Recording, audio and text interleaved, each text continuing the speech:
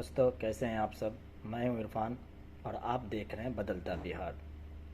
दोस्तों, आज का जो मुद्दा है वो ये है कि जजों की भर्ती में सरकार की हिस्सेदारी कितना होना चाहिए, कितना सही है। तो आइए इसके बारे में जानते हैं वरिष्ठ वकीलों से। जजों की भर्ती के लिए कॉलेजियम सिस्टम को साल 1993 में लागू किया गया था। सुप्रीम कोर्ट के जस्टिस के साथ 4 और वरिष्ठ जज इस कॉलेजियम सिस्टम का हिस्सा होते हैं। देश में सुप्रीम कोर्ट और हाई कोर्ट में जजों की भर्ती के लिए बनाए गए कॉलेजियम सिस्टम को लेकर सरकार और सुप्रीम कोर्ट एक बार फिर आमने सामने आ गए हैं। दोनों की तरफ से इस मामले को लेकर के जो बयान सामने आ रहे हैं उससे तो साफ यही पता चलता है कि ये लड़ाई अधिकार के क्षेत्र की है।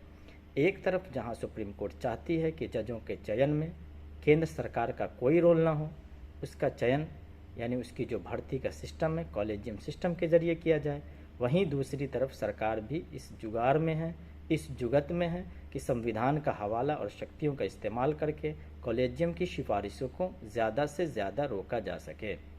ऐसे में सवाल उठता है कि आखिर ये कॉलेजियम सिस्टम है क्या और इसकी प्रक्रिया क्या है, और जजों का की नियुक्ति में सरकार का हस्तक्षेप होना कितना सही और कितना गलत है। तो आइए सबसे पहले जानते हैं कि ये काम कैसे करता है, जिसको हम कॉलेजियम सिस्टम कहते हैं। कॉलेजियम सिस्टम कहते हैं जजों की भर्ती के लिए कॉलेजियम सिस्टम को साल 1993 में लागू किया गया था। सुप्रीम कोर्ट के चीफ जस्टिस के साथ 4 वरिष्ठ जज इस कॉलेजियम सिस्टम का हिस्सा होते हैं। आसान भाषा में इसे समझे तो कॉलेजियम सिस्टम केंद्र सरकार से जजों की भर्ती और उनके सिफारिश ट्रांसफ़र की सिफारिश करता है। हालांकि इस सिस्टम के जरिए जजों की भर्ती का जिक्र न हमारे संविधान में है और ना ही इसका कोई कानून संसद ने कभी पास किया है। कॉलेजियम सिस्टम में केंद्र सरकार के केवल इतनी भूमिका होती है कि अगर किसी वकील का नाम हाई कोर्ट या सुप्रीम कोर्ट में जज बनने के लिए बढ़ाया जा रहा है तो केंद्र सरकार अपने इंटेलिजेंस ब्यूरो से उसके बारे में जानकारी ले सकती है। केंद्र सरकार कॉलेजियम की ओर से आए इन नामों पर आपत्ति भी जता सकती है और स्पष्टीकरण भी मांग सकती है। अगर कॉलेजियम सरकार के पास एक बार फिर उन्हीं नामों को भेजता है तो सरकार को उनको मानना पड़ता है। कानून मंत्रालय से मंजूरी मिलती है, उसके मिलने के बाद राष्ट्रपति की मुहर लगती है, मुहर लगने के बाद जजों की भर्ती हो जाती है।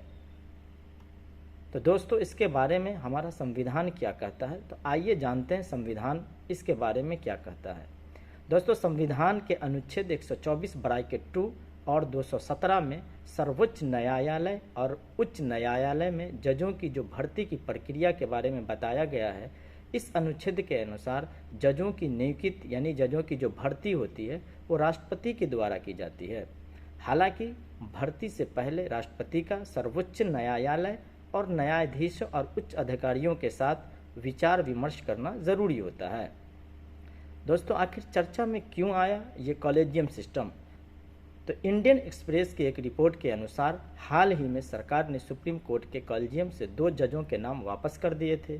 ये दोनों जजों के नाम हैं अनिरुद्ध बोस और दूसरा का नाम है एएस बोपन्ना। सरकार का दोनों जजों को नाम वापस लौटाने के पीछे का जो तर्क था वो तर्क ये था कि इन दोनों न्यायाधीशों से वरिष्ठ कई दूसरे जज अन्य अदालतों में सेवा करते हैं यानी सेवा में हैं।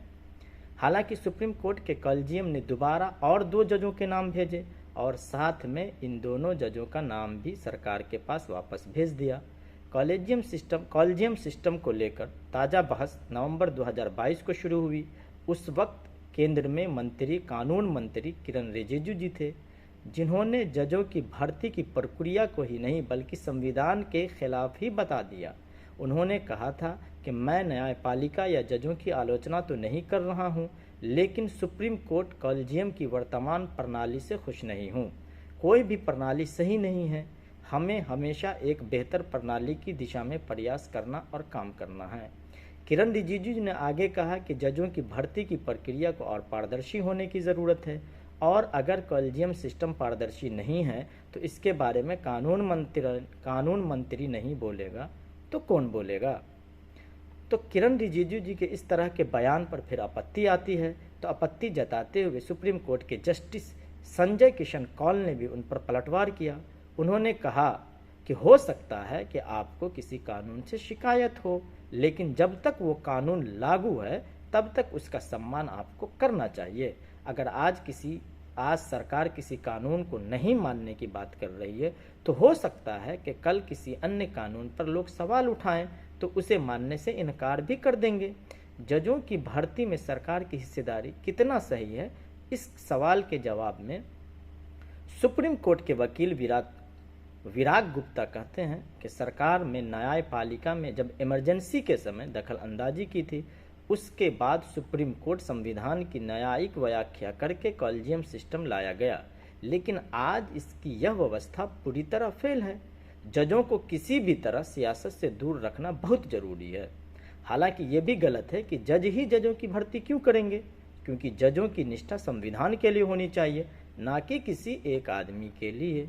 सीनियर एडवोकेट दीपक गुप्ता का कहना है कि इस विषय पर दोनों पक्ष में चर्चा होनी चाहिए और एक व्यवहारिक रास्ता अपनाया जाना चाहिए।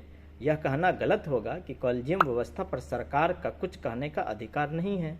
वहीं दूसरी तरफ ये भी नहीं कहा जा सकता कि सरकार चुपचाप कॉलेजियम की सिफारिशें ही मानी जाए। कॉलेजियम में दिए गए जजों के नाम पर सरकार आपको अगर आपत्ति है और उनके पास इनका प्रमाण है और आधार भी है तो कॉलेजियम को भी ये बात सरकार की मान लेनी चाहिए।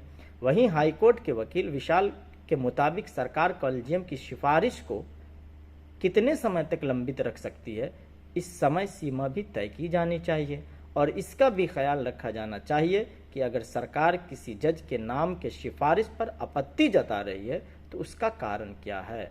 तो दोस्तों, ऐसे में क्या लगता है कि ख़त्म किया जा सकता है कॉलेजियम सिस्टम? तो आइए जानते हैं कि इसके बारे में हमारी सरकार की प्रक्रिया और यह अभी क्या कहलाता है। क्या ख़त्म किया जा सकता है कॉलेजियम सिस्टम? कॉलेजियम सिस्टम को ख़त्म करने के लिए केंद्र सरकार को संवैधानिक संशोधन करने की ज़रूरत होगी, जिसके लिए केंद्र सरकार को संसद के दोनों सदनों में यानी कि लोकसभा और राज्यसभा में होने वाली वोटिंग में 2/3 संसद का बहुमत मिलना चाहिए। इसके साथ ही संशोधन को देश से कम आधे राज्यों का समर्थन भी लेने की ज़रूरत पड़ेगी। फिलहाल की स्थिति को देखते हुए तो कहा जा सकता है कि केंद्र सरकार के लिए ये बहुत ही मुश्किल भरा काम है। तो दोस्तों, मिलते हैं फिर आपसे अगले वीडियो में। जब तक के लिए जय हिंद, जय भारत।